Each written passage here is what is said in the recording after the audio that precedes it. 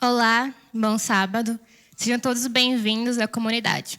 Bom, eu também tenho alguns recados para vocês. Se vocês não nos seguem nas nossas redes sociais, aqui em cima, em algum lugar aí na tela do vídeo, vai estar o nosso arroba, então arroba @umlugarcomunidade. Lá no nosso Instagram, às terças-feiras, às 7 horas, às 9 horas, a gente tem a live de oração. E estudos bíblicos, o link do Zoom fica disponível nos domingos. Então, os estudos acontecem nos domingos, às 7 horas. Quem quiser contribuir, devolver seus dízimos e ofertas, a gente também tem o nosso Pix ali em cima, que é o pix@umlugarcomunidade.com.br. Então, quem quiser ali devolver seus dízimos e ofertas, pode, mandar o seu Pix para a gente. E aí eu queria perguntar para vocês, se vocês já pararam para pensar, o que é que te faz ser brasileiro? A eterna aluna de Relações Internacionais que habita em mim sempre parou para pensar sobre isso e foi questionada sobre isso desde o começo do curso. Eu aprendi que um Estado, como o Estado brasileiro, ele é formado por um povo, um território e um governo. Mas o que é que define o que é esse povo? Esse povo, no caso do Brasil, são as pessoas que nascem aqui. Então, eu sou brasileira porque eu nasci aqui. Eu sou considerada brasileira nata porque eu nasci aqui. Em outros lugares, as pessoas elas são consideradas nacionais ali quando os pais nasceram ali, então elas herdam esse direito. Mas será que nascer em um lugar, ou meu pai ter nascido nesse lugar, dita pertencimento a um povo? Dita os direitos que eu tenho ou não enquanto ser humano? O que é que a gente exclui quando a gente faz isso? Se a gente olhar para os refugiados hoje, muitos deles não têm direitos, nem de onde eles saíram, nem aonde eles chegaram. Então, tem um poeta angolano que ele fala: não tenho terra, e tudo é terra. Tenho uma vida, e essa vida também merece ser vivida, porque ela foi um presente de Deus eterno para todas as nações. Então, os países, eles constroem fronteiras, eles constroem barreiras em nome da segurança. E a gente? Quais barreiras a gente constrói quando a gente nomeia o outro enquanto alguém que é diferente, enquanto alguém que é estrangeiro, alguém que não faz parte do nosso povo? Hoje a gente vai continuar aprendendo um pouco mais na série Excluídos e Incluídos sobre o pertencimento ao povo de Deus. Vamos orar? Querido Deus, ó Pai, muito obrigada, Senhor, por mais um sábado. Obrigada por estarmos aqui todos juntos para te adorar. Abençoa, Senhor, este dia, nos ensina o que o Senhor deseja nos ensinar hoje e que cada vez mais a gente aprenda, Senhor, que não importa se somos estrangeiros, refugiados ou qual a nossa nacionalidade, o Senhor se importa conosco. Em nome de Jesus, amém.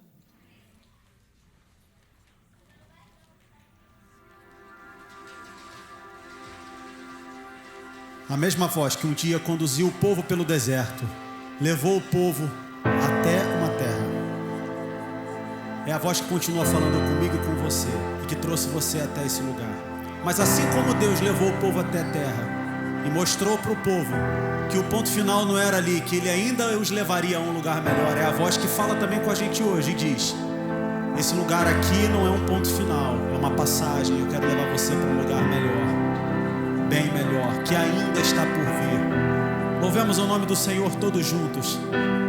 Deus, eu quero andar contigo, ó Deus, ouvir a sua doce voz soprando no caminho. E Ele diz: dizendo, eu sou contigo, Deus, eu quero ser inteiro teu, viver em plena comunhão, amar meus inimigos e ser achado em Cristo Deus. Eu quero andar contigo, ó Deus, ouvir a tua doce voz soprando no caminho, dizendo, eu sou contigo, Deus. Eu quero ser inteiro teu, viver em plena comunhão, amar meus inimigos e ser achado em Cristo Deus.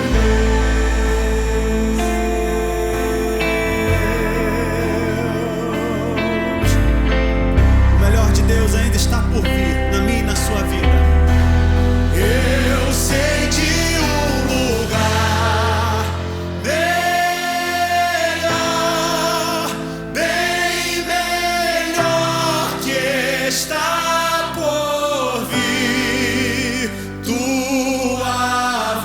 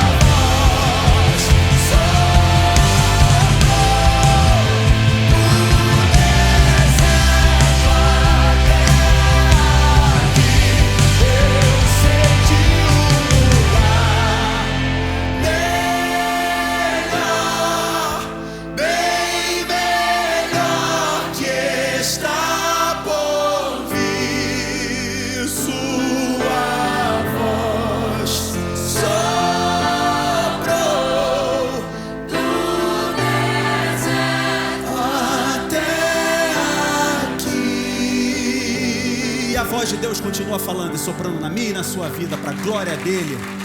E ele diz para você nessa manhã: se você chegou até aqui, você não veio sozinho, você veio acompanhado. E não importa o lugar onde você pisa, não importa as pessoas as quais você toca, se isso aconteceu, aconteceu para a glória de Deus. E em quem você toca, com quem você fala, em quem você olha, Deus está olhando, Deus está falando, Deus está tocando, porque jamais estamos sós. Nos lugares que eu pisar, com a planta dos teus pés, eu sei que pisarás. E as pessoas que eu tocar, com tuas próprias mãos, eu sei que tocarás. Por saber que vive em mim, viverei pra ser o que queres de mim. E a palavra está viva.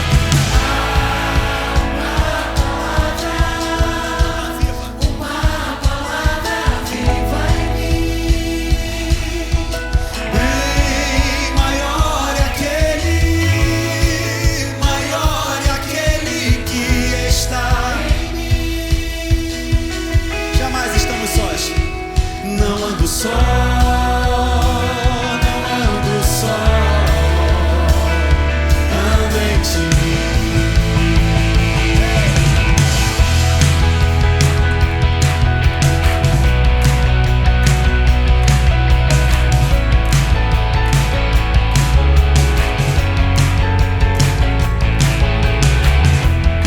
Nos lugares que eu pisar, na planta dos teus pés, eu sei que pisarás.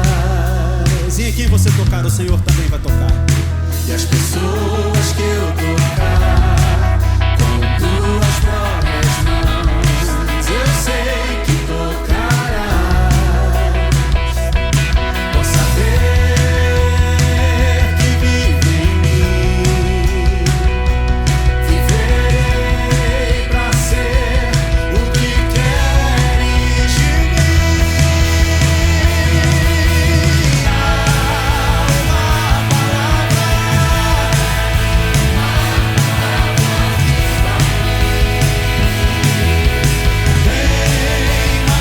palavra, bem maior aquele que está em mim. Ando só, não ando só, ando em ti.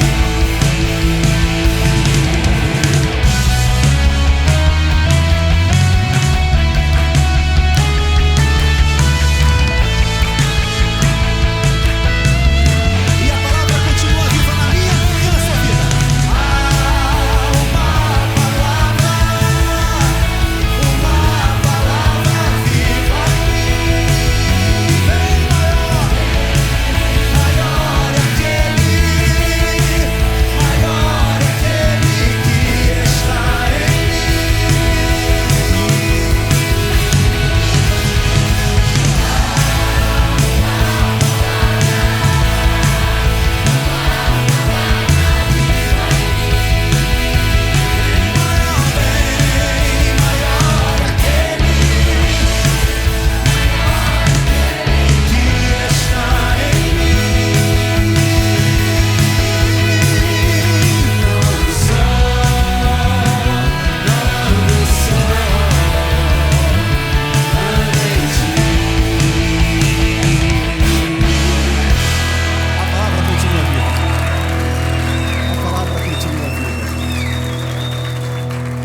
Foi ela quem nos trouxe até aqui, para nós reafirmarmos mais uma vez que nós nos submetemos à vontade dele, não por causa das coisas que recebemos dele, das bênçãos que recebemos dele.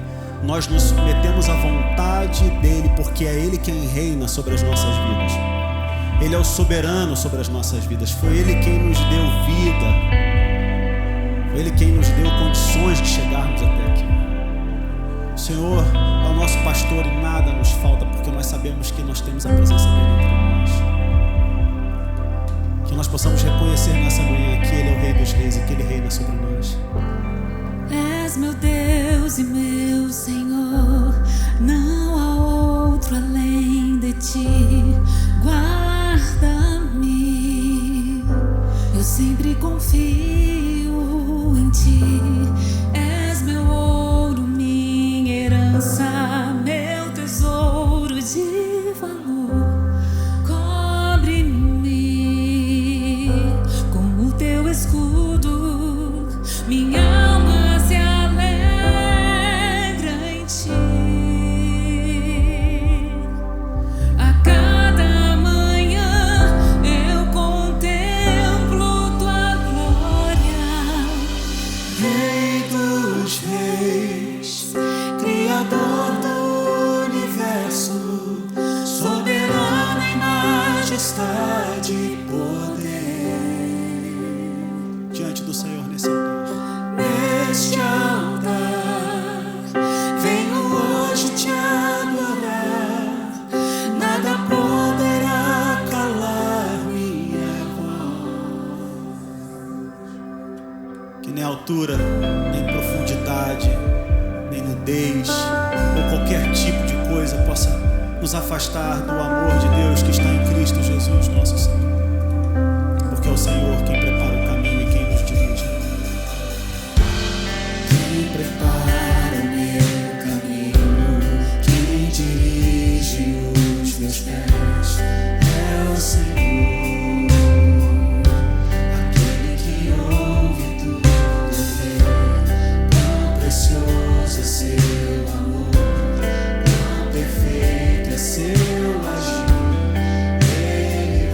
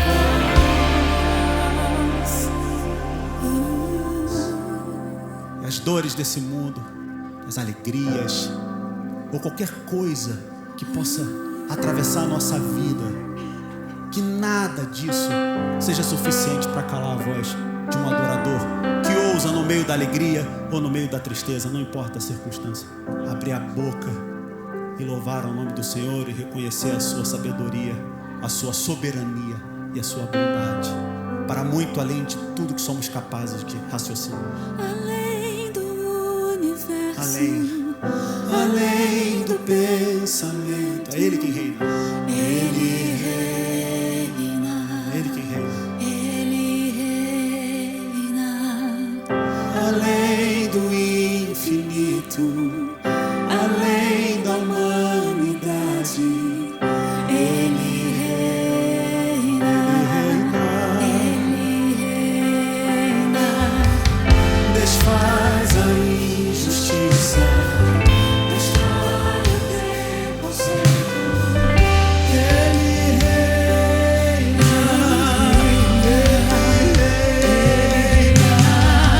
a graça que me alcança, é a mesma graça. Além do universo, além do pensamento, Ele reina. Além do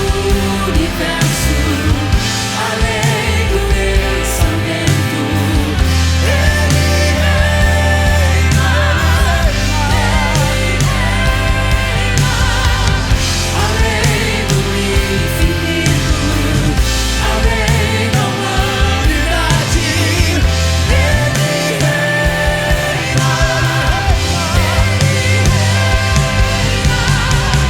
Desfaz a injustiça, desfaz o preconceito. Ele reina, a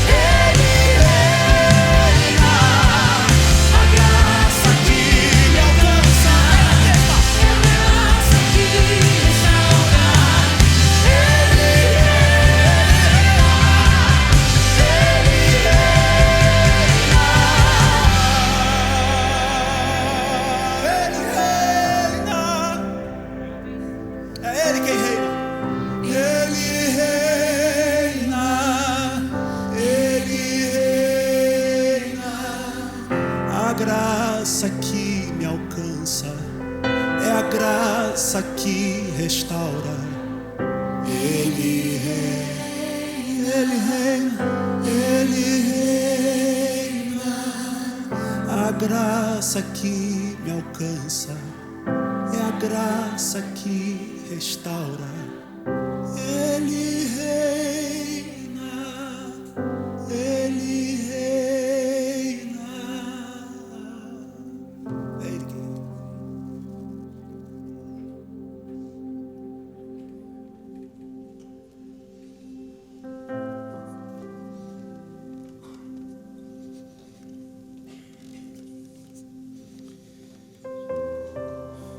Eterno nosso Pai e nosso Rei,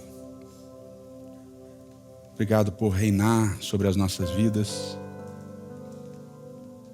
num reino de amor e de graça. Obrigado porque o Teu reino se constrói fortemente sobre esses dois pilares fundamentais. E que esse reinado seja abundante em nossa vida, que o amor e a graça sejam sempre transbordantes. Que não somente nos alcancem, mas nos transformem. É o que nós te imploramos em nome de Cristo. Amém, Senhor.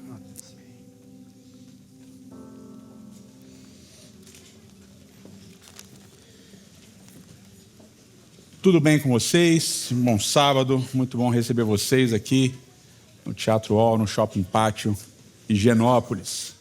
A gente está numa série nova, uma série chamada Excluídos Incluídos.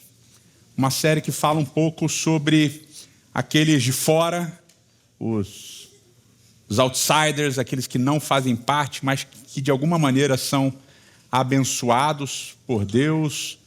E não somente isso, são também usados por Deus para abençoarem. E é uma dinâmica interessante. As últimas semanas a gente viu alguns personagens curiosos e hoje a gente vai ver mais alguns.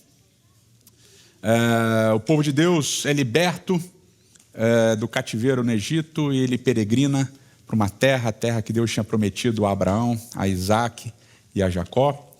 E ao chegarem na terra, eles, de frente daquele lugar que Deus tinha prometido, Deus então ordena que eles enviem espias para espiarem a terra.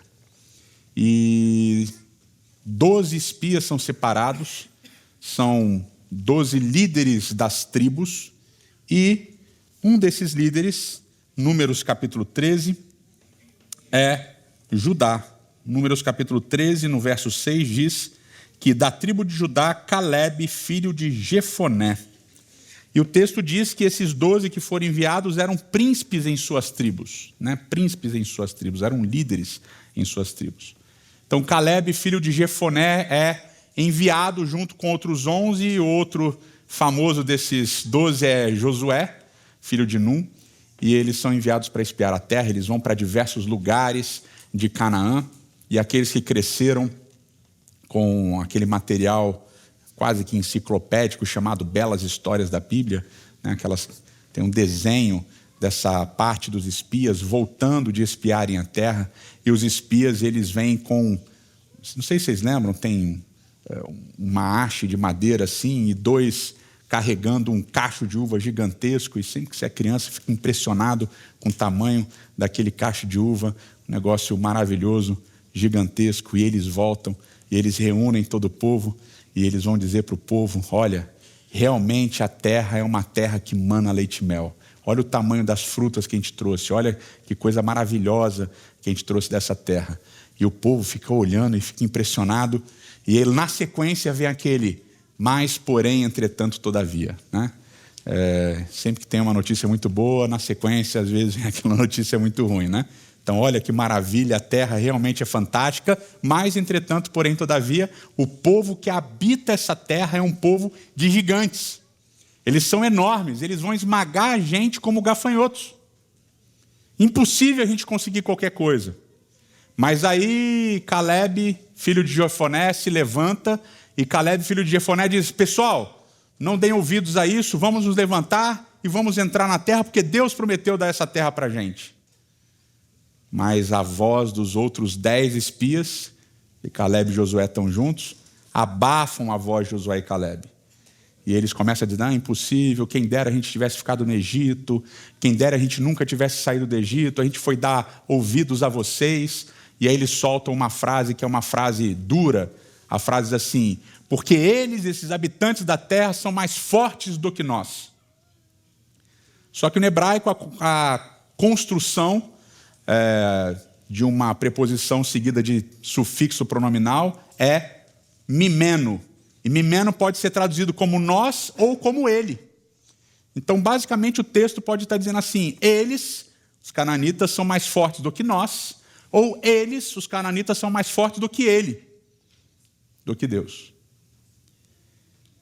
E aí o povo, diz o texto bíblico, no início de Números capítulo 14, começa a chorar. E eles choram copiosamente a noite toda, e no outro dia eles acordam e falam o seguinte: vamos nos juntar aqui, vamos escolher um novo líder. Vamos escolher um novo líder e vamos voltar para o Egito. E aí, nesse momento, mais uma vez, Josué e Calebe se levantam e eles dizem: não, que isso, vocês estão malucos, a gente tem que confiar em Deus. Deus prometeu dessa terra, Ele prometeu para Abraão, para Isaac e Jacó. Não se preocupem, o povo é grande, o povo é forte, mas Deus prometeu, Ele vai cumprir a sua promessa. E aí o povo tem uma reação maravilhosa, uma reação clássica do povo. Eles escutam a voz de Josué e Calebe e eles pegam em pedras para apedrejá-los. E aí Deus manifesta a sua graça, a sua força, a sua glória, e impede que Josué e Calebe sejam apedrejados. E aí, por causa disso, Deus diz: olha, agora, em vez de entrarem na terra prometida, vocês vão peregrinar 40 anos no deserto até todos vocês morrerem. Maneiro também, né? Todos vocês morrerem. E só Josué e Calebe que vão entrar na terra. Vocês, o resto, tudo vai morrer. E aí eles peregrinam. e entram na terra. E antes da gente continuar nessa parte, vamos dar um fast forward, vamos dar uma adiantada. E lá na frente, quando várias cidades tinham sido conquistadas, quando várias porções da terra prometida tinham sido conquistadas, sob a liderança de Josué, porque Moisés já tinha morrido, em Josué capítulo 14, Caleb se dirige a Josué e ele diz o seguinte, Josué capítulo 14,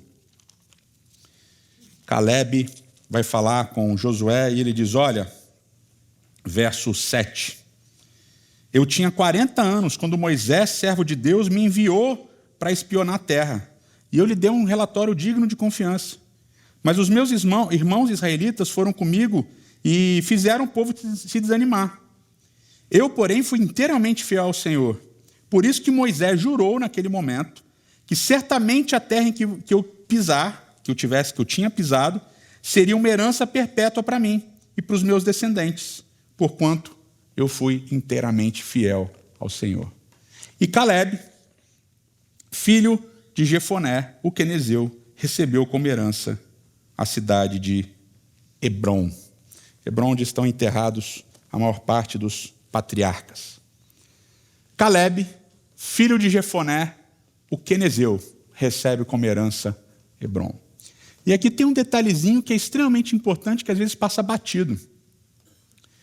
Caleb aparece em Números 13 como príncipe da tribo de Judá, que é enviado para espiar a terra. Mas aqui em Josué capítulo 14, na sequência capítulo 15, Josué aparece como filho de Jefoné, o quenezeu. Quem são os quenezeus? Quenezeus eram parte de povos, ou era um povo que habitava a região de Canaã. Olha só que interessante. Em Gênesis capítulo 15, quando Deus promete uma terra a Abraão, uma terra que seria de Abraão, seria da descendência de Abraão, Deus diz assim, Gênesis capítulo 15, verso 18. Naquele dia o Senhor fez a seguinte aliança com Abraão. Aos seus descendentes dessa terra, desde o ribeiro do Egito até o grande rio Eufrates no norte. É a terra dos queneus, dos quenezeus, dos cadmoneus, dos hititas, dos ferezeus, dos refaíns, dos amorreus, dos cananeus, dos gigazeus e dos jebuseus. Ou seja, a terra que Deus promete dar a Abraão é a terra onde habitavam, entre outros povos, os quenezeus. Portanto, Caleb, que é filho de Jefoné, o quenezeu, é um quenezita. E a terra que ele vai herdar é a terra que já pertencia à família dele. Ou seja, Caleb é descendente de pessoas que habitavam Canaã, que moravam em Canaã. Ele é descendente de um dos povos que Abraão, em tese, teria que expulsar da terra prometida para habitar na terra prometida. E se vocês lembrarem bem, esse texto é importante, Deuteronômio capítulo 7, do verso 1 a 5, depois você pode ler em casa. Em Deuteronômio capítulo 7, do verso 1 a 5, Deus diz assim, quando vocês entrarem na terra que eu prometi dar, Abraão, Isaque e Jacó e tal, para vocês habitarem nela, não façam alianças com o povo que habita nela, não façam tratados com eles. E pior, o texto fica um pouquinho mais pesado, diz, matem todo mundo. Porque eles são promíscuos, eles são maus, eu não quero que vocês se relacionem com eles, que vocês casem com eles, não façam tratados com eles, entrem e matem todo mundo ou expulsem todo mundo, a terra é de vocês. E Caleb, filho de Jefoné, quenezeu, faz parte dessa galera. Mas em Números capítulo 13, ele é chamado de príncipe da tribo de Judá. E ele dá um testemunho fiel e firme do cumprimento da promessa dele, de Deus, de que aquela terra era do povo de Israel. Isso significa que Caleb testemunha da fé dele em que Deus iria expulsar o próprio povo de Caleb, os quenezitas, para que Israel pudesse habitar a terra. Forte, né? Essa é a primeira situação dos espias, olhando para a terra prometida. Mas existe uma segunda situação dos espias. 40 anos, cerca de 40 anos depois dos primeiros. Só que agora, em vez de Deus pedir para eles espiarem a terra, é Josué que decide enviar 2 espias. O que fica estranho no texto. Porque em Josué capítulo 1, Deus aparece para Josué, Deus conversa com Josué, Deus dá força para Josué, Deus diz, Josué, ser forte, corajoso, não temas, eu estou contigo, eu vou cumprir minha promessa, eu vou te dar essa terra, vai lá, lidera o povo e tal. E aí Josué, a gente não sabe muito bem se para emular o que Moisés, se para imitar o que Moisés tinha feito, ele resolve mandar espias. Só que a história fica um pouquinho bizarra nesse novo envio dos espias. Isso está lá em Josué capítulo 2. Diz o texto bíblico assim: então Josué, filho de Num, enviou secretamente de Sitim 2 espiões e lhes disse, vão examinar a terra, especialmente Jericó. Então Josué já sabia, ele e Caleb sabiam o que a terra tinha. Mas agora ele quer que essa galera vá especificamente para Jericó para dar uma olhada, que era a primeira grande cidade que eles iam enfrentar. E a história é um pouquinho mais bizarra ainda se a gente pensar em como Jericó foi, segundo a narrativa bíblica, conquistada, né? Não teve um disparo de arma, não teve nada, eles ficaram rodando a cidade durante 7 dias e depois gritaram, tocaram o chofar e a cidade, os muros da cidade caíram. Então não tinha necessidade nenhuma dele mandar espias, né? Não tinha por que ele mandar espias. Mas ele resolve enviar 2 espias. E esses espias, diz o verso 1, que eles foram diretamente e entraram na casa de uma prostituta. A palavra que aparece aqui é uma palavra que a gente falou semana passada, é a palavra zoná, que significa prostituta. Prostituta mesmo, que ganhava dinheiro para sexo. Uma prostituta chamada Raabe. E ali passaram a noite. E aqui o negócio é um pouquinho complicado, que tem uma construção difícil para a gente. Porque eles vão direto para a casa de uma prostituta, eles vão espiar a terra. O texto não diz que eles espiaram a terra, o texto diz que eles foram direto para a casa de uma prostituta, Zoná. O nome dessa prostituta é altamente questionável, o nome dela é Rahav. Rahav, em hebraico, significa uma pessoa, e eu vou usar um eufemismo, uma pessoa com a mente aberta. Mas, literalmente, é uma pessoa alargada, pesado. Essa é a origem da palavra for hebraica. Se a origem da palavra for ugarítica, Rahav significa genitália feminina. A Bíblia tem umas paradas muito maneiras, né? Ela não era só prostituta, o nome dela pode significar genitália feminina. Mas o texto piora, porque o texto diz que eles entraram e passaram a noite lá, dormiram lá. Geralmente, quando você paga para uma prostituta, você não paga para dormir. Eles foram direto para a casa da prostituta, cujo nome pode significar genitália feminina, e eles passaram a noite lá, dormiram lá. Só que o verbo usado para dormir, o verbo shakav, é um verbo que aparece mais de 50 vezes na Bíblia para descrever intercurso sexual. Então tem um acúmulo de linguagem aqui, que é um acúmulo de linguagem com conteúdo sexual. Mas piora. Porque o rei fica sabendo que tem espias na cidade, e a Bíblia não diz como o rei ficou sabendo, ou seja, a Bíblia é muito maneira que diz assim, Josué enviou secretamente. Ele enviou e na sequência o rei descobre que ele enviou. Né? Então, não é tão secretamente assim. E o rei de Jericó manda soldados para a casa de Raabe com uma mensagem para Raabe. Raabe, mande embora os homens que entrarem em sua casa, pois vieram espionar a terra toda. E essa mensagem, mande embora os homens que entraram na sua casa, aqui na nossa Bíblia está traduzida também de uma maneira eufemística. Por quê? A tradução, a construção no hebraico é o verbo bo, que significa entrar, mais a preposição el. E basicamente a tradução literal seria assim, mande embora os homens que entraram em você. Light. E Raabe responde. Está lá no verso 4. Ela escondeu os 2 homens e diz o texto, é verdade que os homens vieram a mim, mas eu não sabia de onde tinham vindo. Mais um eufemismo na nossa tradução. Porque, novamente, ela usa o verbo bo, aqui na resposta ela usa o mesmo verbo bo, seguindo a preposição el. Então, basicamente, ela responde assim, é verdade que os homens entraram em mim, mas eu não sabia quem eles eram, e eu já mandei eles embora. Ela mente, e ela confirma aquilo que o rei tinha mandado falar com ela. Então eu tenho um acúmulo de linguagem altamente sexualizada para descrever esse momento dos espias na casa de Raabe. É basicamente, mal comparando, uma música do Tchan. Sabe as músicas do El Chan? Todas aquelas músicas, estão ligados como é que funciona as músicas do Tchan? Que a galera canta feliz com 10, 11 anos, né? Ai, que lindo, ai, faz assim e tal.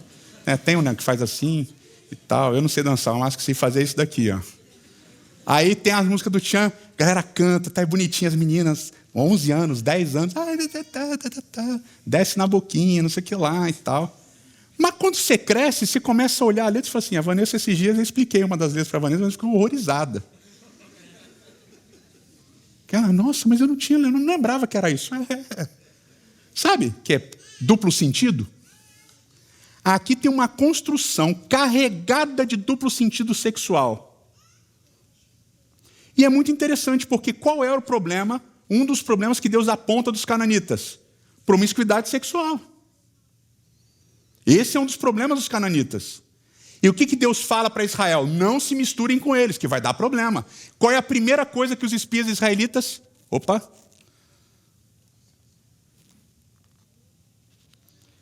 Já? Pronto.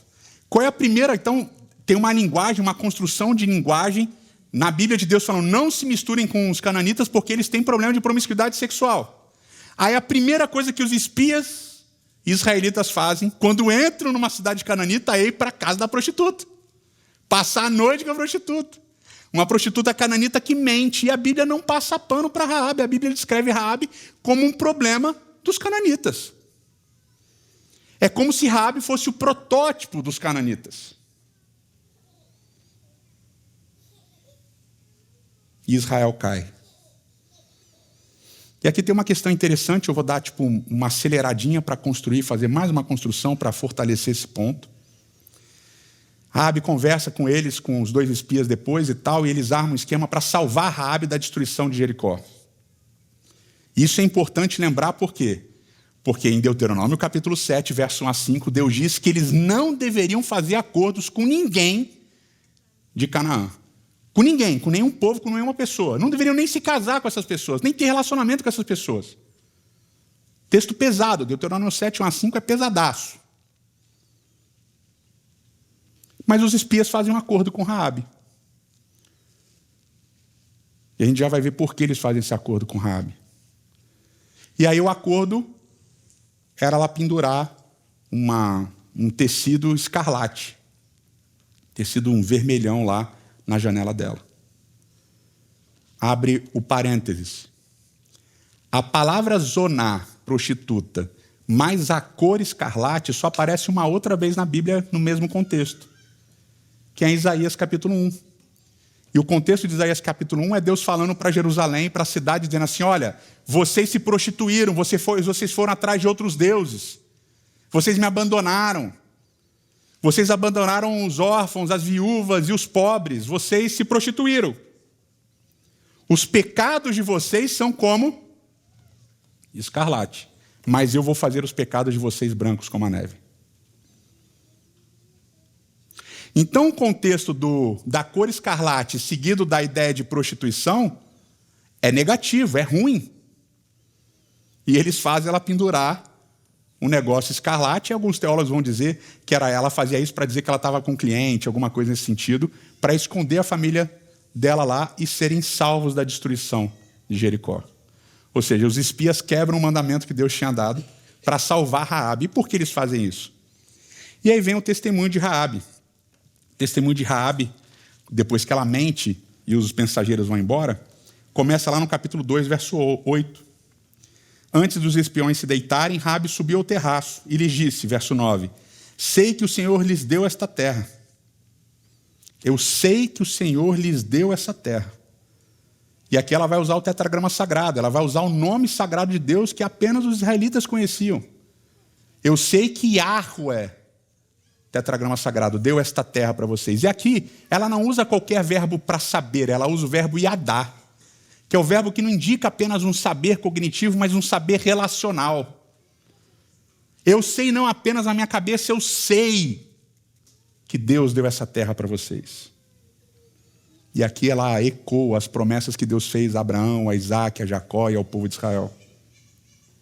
E porque eu sei que todo mundo aqui está com medo terrível de vocês. Está todo mundo apavorado de medo.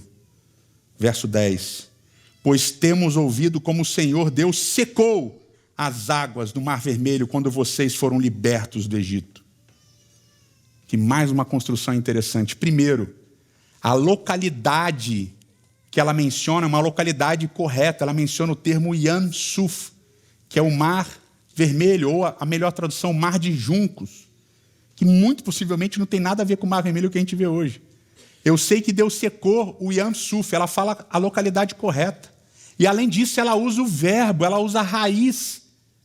E abaixo, ela usa a raiz que aparece lá em Êxodo.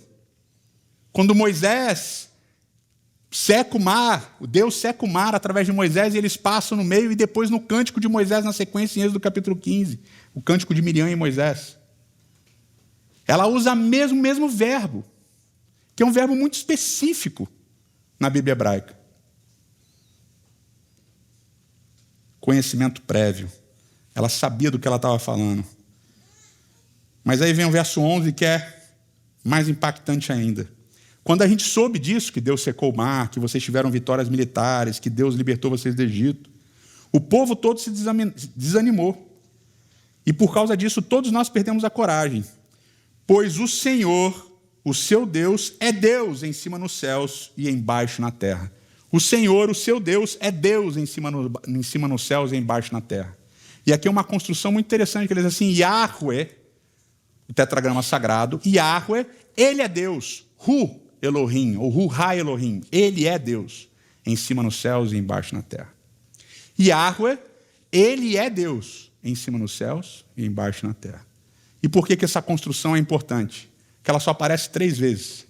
Na Bíblia hebraica inteira, só aparece 3 vezes. Primeira vez que ela aparece é na boca de Moisés. Deuteronômio capítulo 4. Moisés diz, Yahweh, Javé, tetragrama sagrado, ele é Deus, em cima nos céus e embaixo na terra. Moisés, o líder, o cara que escreveu a Torá, o cara mais importante para a construção, para a criação da identidade do povo de Israel. Ele fala, erudito, estudou para ser rei no Egito. Ele fala. E depois essa frase vai aparecer de novo em 1 Reis capítulo 8, quando Salomão faz aquela mega oração maravilhosa de inauguração do templo. E Salomão repete, Yahweh, Javé, ele é Deus, em cima nos céus e embaixo na terra. E no meio de Moisés e de Salomão, o rei mais sábio que já existiu, uma prostituta cananita que morava no muro, fala a mesma frase. E aqui o narrador ele constrói essa história para mostrar que Raabe era uma prostituta cananita, bem cananita. Mente, promíscua, está lá, não se incomoda, está de boa. Mas que Raabe também é bem israelita. Porque o testemunho que ela dá é extremamente forte. E o texto bíblico não se preocupa em construir uma história cheia dessa ambiguidade, cheia dessa ambivalência. Uma cananita clássica, prostituta do muro, mentirosa, mas ao mesmo tempo uma fiel seguidora do Deus de Israel. E o negócio é tão impactante que não somente os espias fazem um acordo e poupam a vida de Raabe e de toda a sua família. Como vocês sabem que Raabe entra na genealogia de Boaz e, portanto, na genealogia do rei Davi e, portanto, na genealogia em Mateus capítulo 1 do próprio Jesus Cristo. Em Hebreus capítulo 11, ela está na galeria dos heróis da fé. Agora, olha que interessante, né? 2 semanas seguidas, né? Tamar, a mulher que se veste como uma prostituta, também cananita, para ter uma relação incestuosa com o sogro, entra na genealogia do Messias. Raabe, Agora não só se veste, ela é prostituta. Ganha para isso.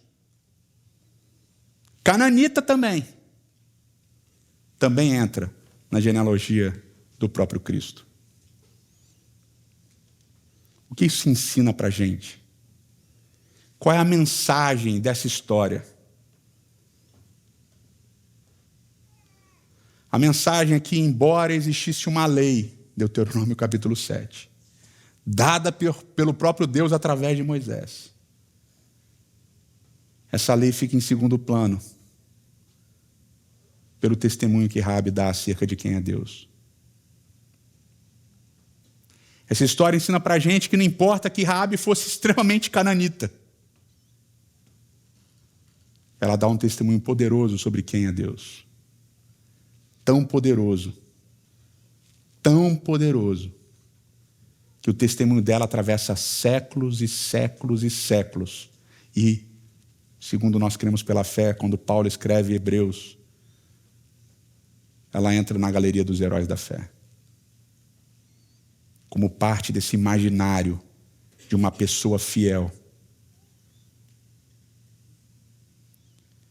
Essa história ensina para a gente que os nossos paradigmas de quem é e de quem não valem nada diante do Senhor, nosso Deus, porque Ele conhece muito além da nossa ideia de ética, de moral, de justiça. Ele vê para além do que a gente vê. E em 2 momentos cruciais, inclusive, um cananita, Caleb, um habitante da terra que o povo dele seria expulso, e uma prostituta cujo povo seria aniquilado, viram para além do que aquele próprio povo de Israel via, que Deus iria cumprir a sua promessa. E Caleb no momento dele, Raabe no momento dela, deram testemunho de que eles tinham fé de que Deus cumpriria a promessa. Mais fé do que o próprio povo tinha de que Deus cumpriria a promessa. A fé das pessoas não tem a ver com onde elas estão, com o que elas fazem, com a igreja que elas pertencem, com a quantidade de leis que elas guardam ou deixam de guardar. A fé delas tem a ver com o relacionamento que só elas têm com Deus, e só Deus sabe que relacionamento é esse. E ao invés de julgarmos as prostitutas, ao invés de julgarmos aqueles que não fazem parte, o convite é acolhermos essas pessoas, porque Deus as acolheu no seu coração e derramou sobre elas amor e graça, para além do que a gente vê, porque essas pessoas viram mais do que nós em muitos momentos das vidas delas. Eterno nosso Pai e nosso Rei,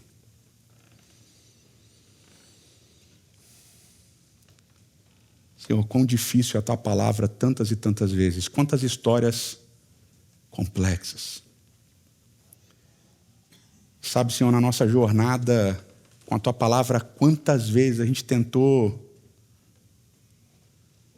consertar essas histórias.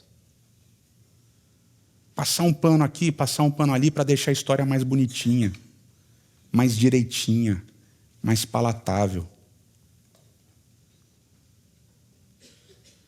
Mas, Senhor, através da Tua imensa sabedoria e poder, e principalmente do Teu imensurável amor e graça, o Senhor escolheu contar histórias difíceis, complexas e desafiadoras, para que a gente entenda de uma vez por todas que não se trata do que a gente vê, do que a gente pensa, dos preconceitos e paradigmas que a gente cria. Que muitas vezes, Senhor, não se trata nem mesmo de leis que o Senhor mesmo deu. Se trata do Teu amor e da Tua graça, que vão para além de todo entendimento, para além de toda convicção, Porque o Senhor vê mais do que aparência. O Senhor vê mais do que profissão. O Senhor vê mais do que condição. O Senhor vê mais do que gênero, do que raça, do que cor, do que tudo. O Senhor vê o coração. Por favor, Senhor, que nós possamos ser uma comunidade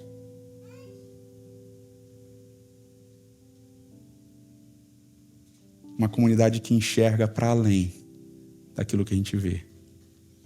Uma comunidade que tem os teus olhos, que tem as tuas mãos, que tem os teus pés, que tem o teu coração.